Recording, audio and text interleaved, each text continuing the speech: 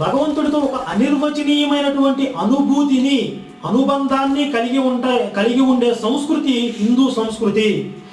వేటిని కూడా తప్పుపట్టే విధానం హిందుత్వంలో లేదు. ఇప్పుడు విగ్రహారాధన చేసిన వాళ్ళని భగవంతుడు అనుగ్రహించాడు కనుక నిరాకారోపాసన తప్పు అని చెప్పలేదు. మళ్ళీ నిరాకార పరబ్రహ్మాన్ని ఆరాధించే వాళ్ళు కూడా భగవంతుని చేరుకోగలరు. అలాగే సాకార పరబ్రహ్మాన్ని ఆరాధించే వారు కూడా పరబ్రహ్మాన్ని చేరుకోగలరు. ఈ విషయాన్ని శ్రీకృష్ణుడు మనకి భగవద్గీత 12వ అధ్యాయంలో చెప్తున్నాడు.